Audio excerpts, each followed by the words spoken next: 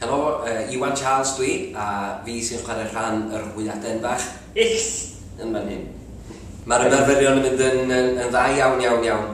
Da ni wrthi yn ymarfer yr gerddoriaeth, y music yn y sioe, a mae Iwan Jones yn wrthi'n trio cael ni chwarae ukuleles a gyda'r ag fidil, a mae delyn yn y sioe. So mae'r music yn really neis. Lot o waith caled i ddysgu, cos da ni'n dysgu o ffyrnau, da ni ddim really yn chwarae o blaen. Felly, a dim mae'r canu, a mae Jem efo ni, fo sy'n neud y symudiadau, sydd wedi symud fel Hwyaden ag yn y blaen.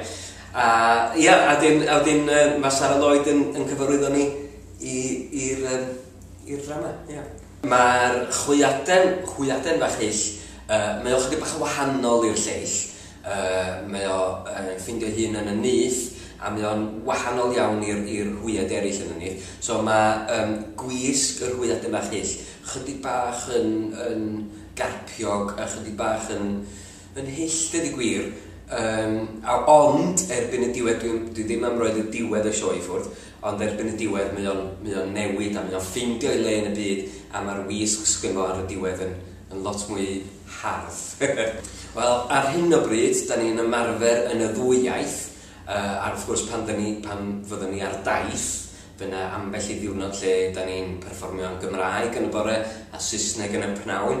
Cychwyn y ddrama yn y iaith gywir, dyna di'r... A unwaith da chi'n cychwyn yn y iaith gywir, mae bob dim arall yn disgyn yn ei le wedyn. Mae edrych ymlaen yn fawr iawn i fynd ar daith. Da ni'n mynd rownd ardal Caerdydd a ardal y Cymoedd ac yn y blaen. A wedyn mi fyddwn ni yn fan hyn yn y Sherman, yn theatr y Sherman yng Nghaerdydd am ryw 5 wythnos dwi'n meddwl. Felly fydd hynny'n neis, a dros dolyg, a mae'n sioe dolyg, mae'n sioe anwyl iawn, mae'n stori neis lle mae'r Hwyaden Fach Hyll yn trio ffindio le yn y byd. Does dim lle iddo fo fan hyn, does dim lle iddo fo fan hyn, a wedyn mae'n trio ffindio le yn y byd, a yn y diwedd mae o'n ffindio le yn y byd.